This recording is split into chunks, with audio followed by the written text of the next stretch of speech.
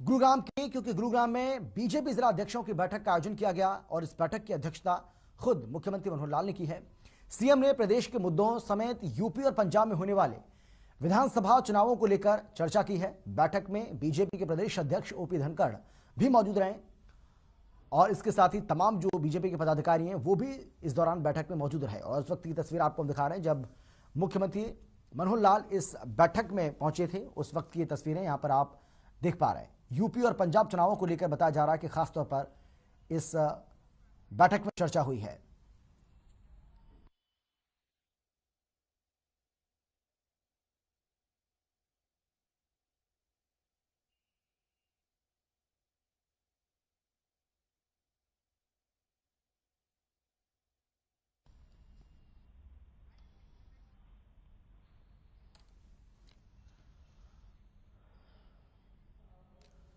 और चलिए इस खबर पर ज्यादा बातचीत और जानकारी के साथ हमारे साथ जुड़ गए हमारे संवाददाता मोहित। मोहित, किस तरीके से देखा जाए एक बड़ी बैठक, क्योंकि पंजाब और यूपी दोनों जगह विधानसभा का चुनाव हो रहा है, ऐसे में बीजेपी यूपी में फिर से वापसी करे और पंजाब में बीजेपी के लिए खोने के लिए बहुत कुछ नहीं है लेकिन हासिल करने के लिए बहुत कुछ है।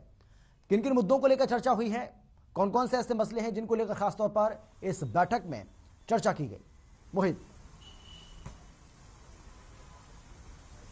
जी बिल्कुल, बताना चाहूंगा कि आज गुरुग्राम के पीडब्ल्यूडी विश्राम गृह के अंदर आज बैठक रखी गई थी, जहां पर प्रदेश के मुखिया मनोहर लाल खट्टर पहुंचे और साथ में हरियाणा प्रदेश अध्यक्ष ओपी धनखड़ भी मौजूद रहे। इस बैठक के अंदर जो अभी तक जो सूत्रों की माने तो बातें सामने आ रही हैं कि यूपी पंजाब चुनाव को लेकर बातचीत की गई है और सबसे बड़ी बात गुरुग्राम से लगते जो 5 जिले हैं उन सभी 5 जिले के जो जिला अध्यक्ष हैं उनको यहाँ पर बुलाया गया था और साथ में उनके साथ कुछ उनके मुख्य लोग थे, चाहे वो पदाधिकारी हों।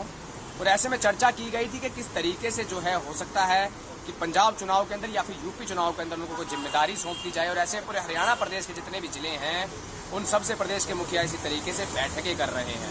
हालांकि इस बैठक को लेकर आज इस बैठक को लेकर कोई खुलासा प्रदेश के मुखिया मनोहर लाल खट्टर ने नहीं किया है, क्योंकि बैठक काफी लंबी चली है और लंबी चलने के बाद बैठक के बाद जो है प्रदेश के मुखिया सीधे मीडिया के कैमरे से रूबरू नहीं हुए और अपने विश्राम रूम के अंदर चले गए थे, जिसके बाद जो है काफी चीजों पर जो सवाल उठा रह गया कि बैठक में क्या बातें हुई, कौन कौन से अहम मुद्दे रहे, यूपी पंजाब चुनाव को लेकर क्या मुद्दे रहे, हरियाणा प्रदेश को लेकर भाजपा जो हरियाणा भाजपा है उसको मजबूत करने को लेकर ये बैठक थी। क्योंकि जिस तरीके से गुरुग्राम जिले में लगातार, चाहे कांग्रेस की बात करें, कांग्रेस जो है युवा मोर्चा कांग्रेस का, उसमें भी जो है लगातार बैठकें हो रही हैं, कार्यक्रम हो रहे हैं। तो ऐसे में कहीं ना कहीं भाजपा और कांग्रेस दोनों ही पार्टियां अपने आप को मजबूत करने के लिए बैठकें जरूर कर रही हैं। मगर आज जो बैठक हुई थी उस बैठक को लेकर प्रदेश के मुखिया मनोहर लाल खट्टर ने कोई खास खुलासा नहीं किया है, कोई आधिकारिक जानकारी अब तक नहीं आ पाई है कि क्या कुछ बातें इसमें हुई थी। लगातार नजरें इस पर हर खबर हरियाणा की बनी हुई है। जी लेकिन मोहित, लेकिन आपके जो सूत्र हैं वो क्या कह रहे हैं? बैठक का जो एजेंडा है वो तो साफ हो चुका है कि बैठक का जो एजेंडा है वो यही था कि यूपी और पंजाब में किस तरीके से बीजेपी को और ज्यादा मजबूती दी जाए और किस तरीके से वहां पर दोनों राज्यों में बीजेपी की सरकार बने, इसको लेकर चर्चा की गई है। लेकिन क्या ये जानकारी मिल पाई है कि किस तरीके से वहां पर प्रचार किया जाएगा? हरियाणा के वो कौन कौन से बड़े नेता हैं बीजेपी के जो यूपी में जाकर, पंजाब में जाकर, उत्तराखंड में जाकर प्रचार करेंगे? ऐसी कोई जानकारी मिल पाई है क्या? जी बिल्कुल, बताना चाहूंगा कि बड़े नेता के चेहरे को लेकर कोई ऐसी कोई बात सामने नहीं आई है। नेता के चेहरे को लेकर कोई ऐसी कोई बात सामने नहीं आई है कि उनको प्रचार करने जाना है। मगर हाँ, ये बातें जरूर सामने आ रही हैं कि जो जिला अध्यक्ष है, जिला अध्यक्ष से नीचे जो काम करने वाले जो पदाधिकारी हैं उनकी एक सूची जरूर तैयार की जा रही है। क्योंकि चुनाव के दौरान चुनाव प्रचार के साथ साथ जो बूथ है, बूथ पर जो ड्यूटी दी जाती है, लोगों की जो ड्यूटी लगती है, कार्यकर्ताओं की, पदाधिकारियों की, उसको लेकर के चर्चाएं जरूर हुई होंगी और जरूर हुई हैं। मगर जो उन चर्चाओं को लेकर के किस तरीके से किस चेहरे को या फिर किस नाम को, किस अध्यक्ष को या किस नेता को किस जगह लगाना है, कौन सा स्टार प्रचारक रहेगा बीजेपी का पंजाब में या फिर उत्तर प्रदेश के अंदर, तो ऐसे में इन बातों को लेकर के कोई खास खुलासा नहीं हुआ है। मगर ये जरूर माना जा रहा है कि सबसे बड़ा जो आज बैठक का कारण था वो कहीं ना कहीं चुनाव जरूर है, क्योंकि हरियाणा प्रदेश के अंदर जो चुनाव है उसमें अभी काफी समय बाकी है और ऐसी बैठकें स्पेशली जिला अध्यक्षों को बुलाना और उनसे बातें करना, तो कहीं ना कहीं दो चीजों का अंदाजा जरूर लगाया जा रहा है, जिसमें से एक है कि हरियाणा और उत्तर प्रदेश के जो चुनाव, उत्तर प्रदेश और पंजाब के जो चुनाव है वो, और दूसरा जो हरियाणा के अंदर जो भाजपा है उसको कहीं ना कहीं और मजबूत करने को लेकर के ये काम किया जा रहा है। क्योंकि इन दोनों चुनावों के बाद जिस तरीके से चुनाव ये दोनों उत्तर प्रदेश और पंजाब के जो मुख्य तौर पर देखे जा रहे हैं, इन चुनावों के बाद जो है कुछ समय के बाद ही हरियाणा में भी चुनाव होने हैं विधानसभा के। तो ऐसे में अभी से जो है तैयारियां जरूर सरकार द्वारा की जा रही हैं, मौजूदा सरकार द्वारा। तो ऐसे में दोनों ही कहते हैं कि एक पंथ दो काज वाले जो काम हैं वो सरकार कहीं ना कहीं कर रही है। एक तरफ पंजाब और यूपी का चुनाव को लेकर के बैठक की गई है और साथ में कहीं ना कहीं भाजपा हरियाणा भाजपा को भी मजबूत करने का काम आज के दिन किया जा रहा है। जी बिल्कुल मोहित, और देखिए सरकार के जो मुखिया हैं वो इस बैठक में मौजूद रहे, संगठन के जो मुखिया हैं वो भी इस बैठक में मौजूद रहे। तो सरकार और संगठन को किस तरीके से और ज्यादा मजबूती प्रदान की जाए, इसको लेकर भी जाहिर सी बात है कि चर्चा हुई होगी। लेकिन देखिए जिस तरीके से हम बार बार इस बात का जिक्र कर रहे हैं कि बीजेपी ये चाहती है कि जिन राज्यों में विधानसभा के चुनाव हो रहे हैं, खासतौर पर अगर हम यूपी की बात करें, वहाँ पर बीजेपी को वापसी करनी है और बीजेपी की पूरी कोशिश है कि वहाँ एक इतिहास बनाया जाए। उत्तराखंड की बात करें तो वहाँ भी बीजेपी का बहुत कुछ दांव पर लगा हुआ है, क्योंकि पार्टी सत्ता में है, एक बार फिर से सत्ता में वापसी करनी है। पंजाब की बात करें, जिस तरीके से मैंने शुरुआत में कहा मोहित की पंजाब में खोने के लिए कुछ नहीं, लेकिन हाँ हासिल करने के लिए, पाने के लिए बहुत कुछ है बीजेपी के लिए। तो क्या पंजाब में जाकर भी बीजेपी के नेता प्रचार करेंगे, इसके बारे में कोई जानकारी मिल पाई है क्या? इसको लेकर कोई रणनीति इस बैठक के दौरान बनी है? मैं बिल्कुल बताना चाहूंगा कि इससे पहले भी प्रदेश के मुखिया 2 बैठकें इस तरीके से जिला अध्यक्षों के साथ कर चुके हैं और आज के दिन भी जो ठहराव है, आज के दिन जो मुख्यमंत्री हैं हरियाणा के मनोहर लाल खट्टर वो गुरुग्राम में ही रुके हैं और हो सकता है कि कल सुबह चंडीगढ़ निकलने से पहले वो एक बैठक और कर लें। मगर फिलहाल जो हम बताना चाहेंगे, अगर आपने पंजाब की बात अगर की है, क्योंकि पंजाब के अंदर जरूर बीजेपी को अपना वर्चस्व कायम करना है, वह सत्ता में आना है और कहीं ना कहीं बहुमत में सरकार को बनाना है, तो कहीं ना कहीं पंजाब को लेकर जरूर ड्यूटियां जरूर आज तय की गई होंगी कि किस तरीके से जो है किन किन जगहों में किन किन इलाकों में जाकर के प्रचार किस तरीके से किया जाएगा। और दूसरी बात, जिस तरीके से कोविड का तीसरी लहर चल रही है, कोरोना की तीसरी लहर चल रही है, तो उसके चलते उन प्रोटोकॉल का भी पालन करने को लेकर के हर प्रदेश अध्यक्ष ने भी अपने जो पदाधिकारी हैं उनको लेटर दिए हैं। उसमें आखिरी लाइन सबसे ज्यादा लिखी हुई है कि किसी प्रचार कार्य के दौरान कोविड के नियमों को उल्लंघन नहीं किया जाएगा। उन कोविड के नियमों के पालन करते हुए ही जो है प्रचार जो है पदाधिकारी हो या फिर कोई जिलाध्यक्ष हो वो जरूर करेंगे। ऐसे में निगाहें टिकी हुई हैं लगातार इस बात को लेकर के कि पंजाब जो जहाँ पर बीजेपी अपना एक एजेंडा लेकर चल रही है कि वहां पे सरकार बनानी है, बहुमत में आना है, तो उसको लेकर के किन चेहरों का स्टार प्रचारक बनाया जाएगा और कौन कौन से वो मुख्य लोग होंगे जो वहां जाकर बीजेपी की कमान को संभालने का काम करेंगे प्रचार के तौर पर। जी बिल्कुल मोहित, कल हमने देखा कि दिल्ली के हरियाणा भवन में छोटी टोली की बैठक होती है, उस बैठक में मुख्यमंत्री मौजूद रहते हैं, प्रदेश अध्यक्ष उस बैठक में मौजूद रहते हैं। आज गुरुग्राम में बैठक की जाती है, यानी कि हरियाणा बीजेपी जो है वो भी कहीं ना कहीं बहुत ज्यादा एक्टिव हो गई है इन विधानसभा चुनावों को लेकर, ये माना जाए क्या? जी बिल्कुल, मैं आपको बताना चाहूंगा कि जैसा कि मैंने आपको बताया कि हरियाणा के जो मुख्यमंत्री मनोहर लाल खट्टर हैं उनका साफ तौर पर ये मानना है कि जो प्रदेश की राजनीति के साथ साथ जो देश की राजनीति है, यानी देश के अंदर जो भाजपा है, राष्ट्रीय जो भाजपा है, उसको लेकर भी लगातार ये भारतीय जनता पार्टी को लेकर के मुख्यमंत्री का मानना है कि उसको मजबूत करना है।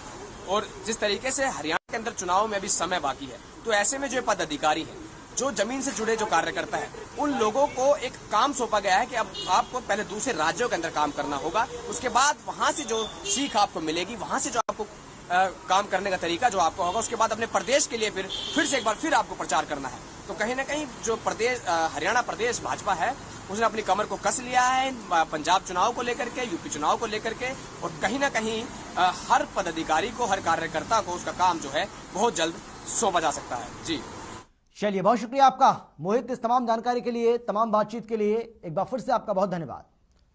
आगे बढ़ते हैं। 1 फरवरी को केंद्रीय वित्त मंत्री निर्मला सीतारमण आम बजट संसद में पेश करेंगी। इस बजट से लोगों को काफी उम्मीदें हैं, उद्योगपतियों की भी नजरें इस बजट पर टिकी हुई हैं। ऐसे में गुरुग्राम से हमारे ब्यूरो चीफ प्रवीण शर्मा ने IMT इंडस्ट्रियल एसोसिएशन के अध्यक्ष पवन यादव से बजट को लेकर खास बातचीत की है। उन्होंने क्या कुछ कहा है, जरा सुनिए आप, और क्या उम्मीद वो सरकार से लगाए बैठे हैं इस बजट में, ये भी आप जानिए। देश के वित्त मंत्री निर्मला सीतारमण बजट पेश करने की तैयारियों में है और अगले हफ्ते यानी सोमवार को बजट पेश किया जाएगा। कोविड के दौरान किस तरह के चैलेंजेस इंडस्ट्रीज को आए, किस तरह के चैलेंजेस लोगों को आए, उसको लेकर जानते हैं कि अब क्या उम्मीद लोग कर रहे हैं बजट को लेकर सरकार से। हमारे साथ IMT इंडस्ट्रियल एसोसिएशन के प्रेसिडेंट पवन यादव मौजूद हैं, हम उनसे ही जानते हैं। पवन जी, किस तरह से देखते हैं जो बजट अब वित्त मंत्री लेके आ रहे हैं? नमस्कार।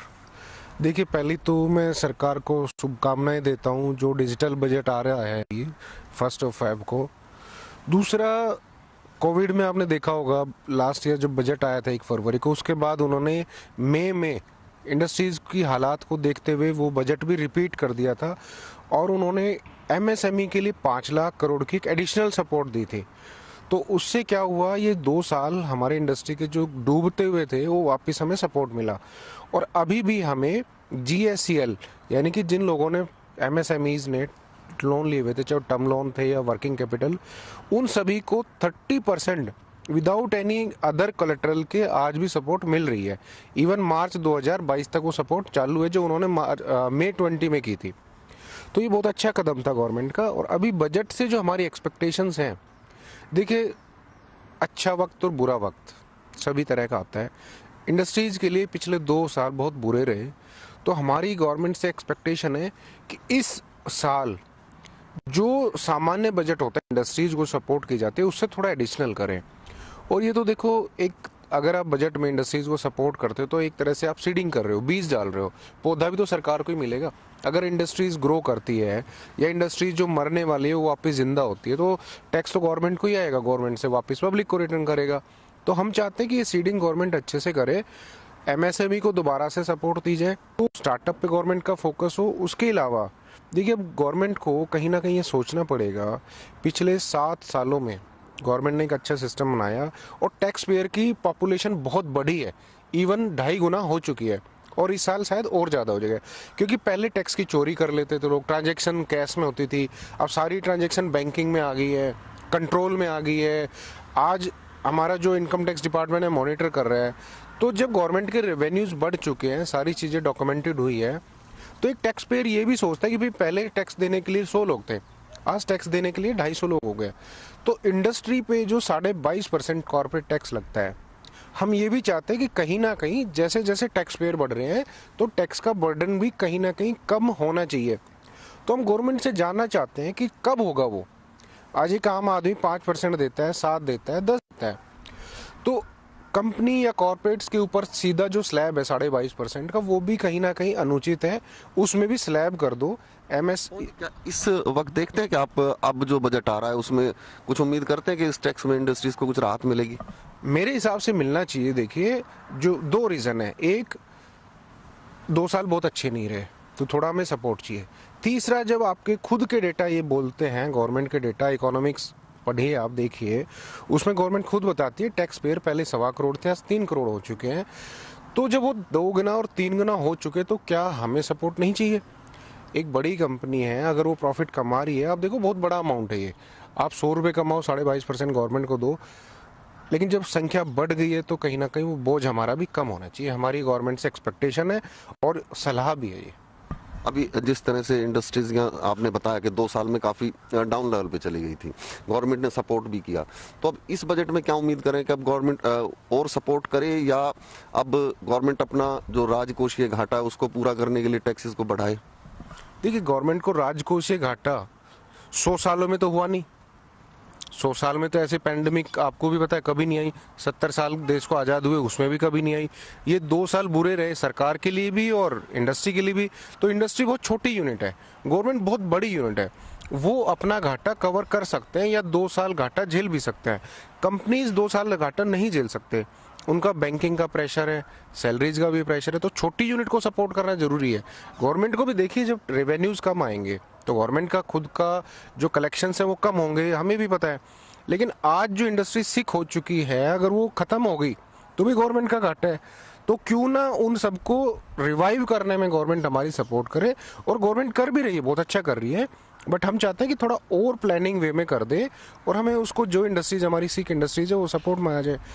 दूसरा, देखिए, गवर्नमेंट को एक चीज़ मैं आपको बजट से रिलेटेड ही बता रहा हूँ, हमेशा कंज्यूमर गुड्स पे तो कंट्रोल करती है, प्राइस पे, वाइट गुड्स पे कम हो गया या ज़्यादा हो गया, एसी पे, कार्स पे, लेकिन पिछले कुछ महीनों में, पिछले लगभग 1 साल में या 14-12 महीने में steel price without control double हो गए, पॉलीमर प्राइस डबल हो गए, कॉपर प्राइस डबल हो गए, 450 से 850 पे था, अब 750 हुआ है। स्टील हम 40 या 38 रुपीज़ खरीदते थे, जो आज हम 78 खरीद रहे हैं। तो आप देखिए इतना डबल स्टील हुआ है, तो इंडस्ट्रीज की हालात क्या होगी। और जब आप स्टील का प्राइस मार्केट में बढ़ता है, आप भी अपने प्रोडक्ट को कॉस्ट बढ़ाते हो, लेकिन उतना नहीं बढ़ाते हो, तो कहीं ना कहीं बियर करना पड़ता है। एक चीज पवन जी मैं जानना चाहूंगा, जिस तरह से जो तेल के दाम है वो अंतर्राष्ट्रीय मार्केट के हिसाब से तय होते हैं, इसी तरह से जो मेटल्स हैं उनके भी दाम अंतर्राष्ट्रीय मार्केट के हिसाब से तय होते हैं। तो कहीं ना कहीं इसमें क्या तेल की तरह गवर्नमेंट अपने आप को ऐसा ही समझती है? नहीं, मेटल इंडियन गवर्नमेंट को कंट्रोल होना चाहिए, उसमें इंटरनेशनल मार्केट का कोई लेना देना नहीं है। उल्टा पीछे कुछ सालों पहले स्टील के प्राइस बहुत ज़्यादा गिर गए थे, तो स्टील कंपनियां डूब रही थी, तो गवर्नमेंट ने जो इंपोर्ट होता उस पर एंटी डंपिंग ड्यूटी लगाई थी। वो इसीलिए लगाई थी कि जो गवर्नमेंट की इंडिया में कंपनीज है, स्टील कंपनीज, तो गवर्नमेंट ये नहीं चाहती थी कि वो डूब जाए। थे पवन यादव थे जिन्होंने साफ तौर पर कहा कि सरकार से बजट में उम्मीदें हैं कि जो 2 साल से उद्योग गिर रहे थे उनको उठाने के लिए कहीं ना कहीं टैक्स में राहत के साथ साथ जो रॉ मटेरियल के प्राइस बढ़ रहे हैं उन पर भी लगाम कसने का काम इस बजट के दौरान सरकार करेगी। कैमरामैन प्रवीण कुमार के साथ प्रवीण शर्मा, हर खबर हरियाणा, गुरुग्राम के सदर बाजार में बदमाशों की ओर से डकैती का मामला सामने आया है। दरअसल मंगलवार सुबह हथियार बंद बदमाश गुरुग्राम के सदर बाजार स्थित एक गारमेंट शोरूम का ताला तोड़कर अंदर घुस गए। बदमाशों ने सबसे पहले शोरूम के सीसीटीवी तोड़े और शोरूम में रखे सामान, लैपटॉप, स्वैपिंग मशीन और अन्य सामान को लेकर फरार हो गए। सूचना पाकर शोरूम मालिक मौके पर पहुंचा और बदमाशों से भिड़ गया। वहीं मौके पर पहुंची पुलिस को देख बदमाश फरार हो गए। साथ ही शोरूम मालिक ने बताया कि डकैती करने वाला कोई गैर नहीं बल्कि उसी का सगा चाचा है। आपको बता दें कि डकैती की यह पूरी वारदात सीसीटीवी कैमरे में कैद हो गई, जिसके आधार पर पुलिस मामले की जांच में जुटी है।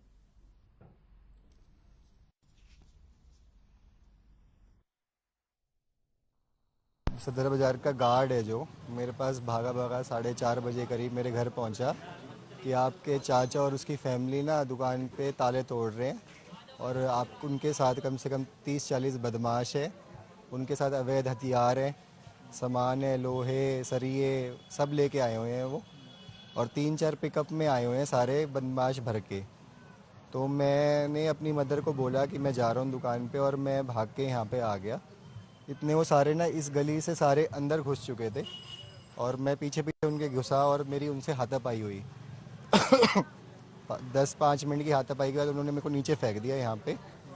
बट एट प्रेजेंट मैंने कॉल करी 112 नंबर पे गुड़गांव के पुलिस स्टेशन पे, बट पुलिस आ गई, पहुँच गई, यहीं पे पुलिस थी, उन्होंने बाई चांस वो आ गई यहाँ पे, उनको देखते ही सारे बदमाश भागे। और इसके बच्चे के साथ सारा बाजार साथ है। अगर ऐसी कोई वारदात है हम प्रशासन से भी लड़ेंगे और बदमाशों को भी हम देखेंगे। बस इतना ही मैं कहना चाहूँगा। 50 बदमाश घेरे में आकर दुकान पर डकैती करने की कोशिश कर रहे हैं, कहीं ना कहीं दूसरे व्यापारियों को भी इसका डर होगा जरूर। इसीलिए तो मैं कह रहा हूँ कि हम व्यापारी सब एक है। अगर कोई भी व्यापारी के साथ ऐसी दुर्घटना हुई या इसके साथ भी कभी भी अब वारदात हुई तो हम सारे व्यापारी एक साथ। पुलिस कमिश्नर से किस तरह की मांग करते हैं आप? पुलिस कमिश्नर से कहते हैं कि हमारी सिक्योरिटी की जाए, यहाँ पर सिक्योरिटी छोड़ी जाए और इस बच्चे के लिए तो खासकर छोड़ी जाए जो इसके साथ हरकत हुई है। 2 दिन पहले रात को इन लोगों ने हमारी दुकान पे डाका डाला, तो सुबह 5 बजे हमारे यहाँ चौकीदार आया दुकान जो बाजार में रहता है, और उसने बहुत तेज़ी से दरवाज़ा खुलवाया और हमें बताया कि तुम्हारी दुकान में कोई घुस आया है और ताले तोड़ दिए हैं तुम्हारे। तो हम तेज़ी से भागे तो मेरे वहाँ पर 20-25 गुंडे थे और इनका पूरा परिवार था और थोड़े 1-2 रिश्तेदार भी थे। तो मेरे बेटे ने अंदर घुसने की कोशिश की तो मेरे बेटे को औजारों से मारा और हमारे दुकान का सारा सामान तोड़ दिया, सारे दरवाजे तोड़ दिए, सारे शटर वगैरह के ताले तोड़ दिए इन्होंने। कहना यही है कि इसको पूरा तरीके से करा जाए। प्रशासन से हम यही विनती करते हैं कि जो ये डकैती हुई है सदर बाजार में, ये पहला ही चांस हुआ है और ये नहीं होना चाहिए था। और जो हमारे भतीजे के साथ हुआ ये अकेला है, न इसके फादर है, मदर घर रहती है। अब ये अकेला यहाँ पे संभालेगा तो कैसे संभालेगा?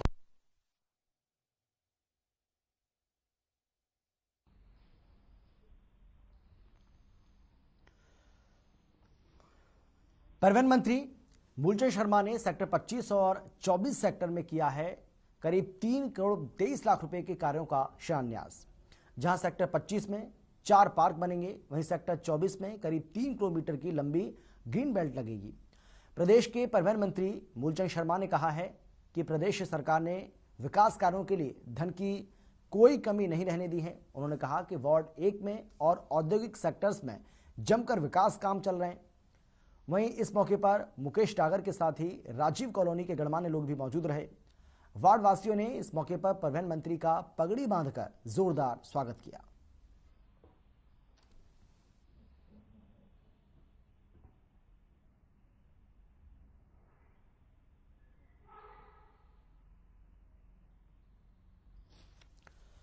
तो बल्लभगढ़ की तस्वीर आपको हम दिखा रहे हैं। कैबिनेट मंत्री मूलचंद शर्मा यहां पर पहुंचे और उन्होंने कहा कि हमारी पार्टी विकास के लिए लगातार तत्पर है। तमाम तरह के विकास कार्य यहां पर किए जा रहे हैं और आगे भी इसी तरीके से प्रदेश में विकास की जो बयार है वो बहती रहेगी। इसके साथ ही उन्होंने बल्लभगढ़ को भी सौगात दी है, जिसमें उन्होंने कहा कि बल्लभगढ़ में जो विकास के काम है वो लगातार चल रहे हैं और आगे भी इसी तरीके से बल्लभगढ़ का विकास भी होता रहेगा।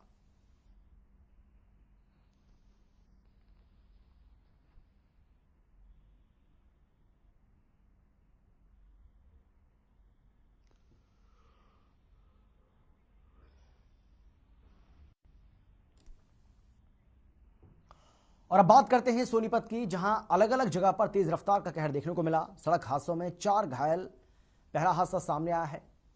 वहीं 2 कारें आपस में टकरा गई। मेरठ झज्जर 2 हाईवे पर गांव लिवान के पास सेक्टर 35-36 के पास हादसा हुआ।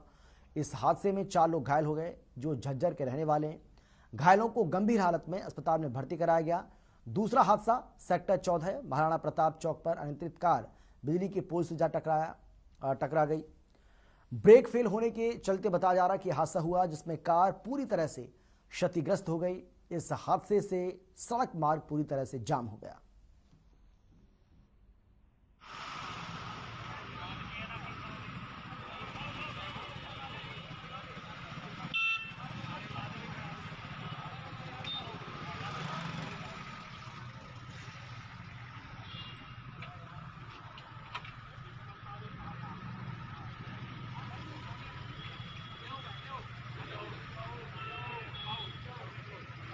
लाग के इसमें टूट गया, फिर पलट गया।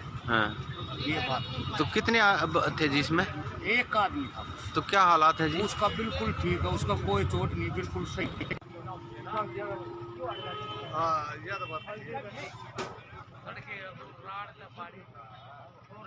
ये तस्वीरें आपको दिखा रहे हैं, सोनीपत की तस्वीरें हैं जहां पर मेरठ झज्जर हाईवे पर यह दर्दनाक हादसा हुआ है। आप देख सकते हैं, गाड़ी की हालत को देखकर ही अंदाजा लगा सकते हैं कि कितना भयानक, कितना भयावह यह हादसा रहा है।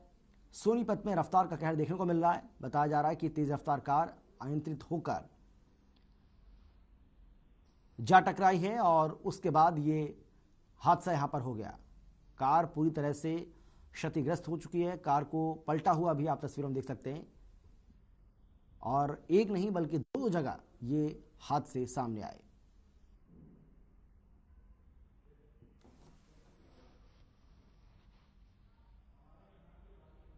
और फिलहाल इतना ही, छोटे से ब्रेक के बाद फौरन लौट रहे हैं। आप देखते रहिए हर खबर।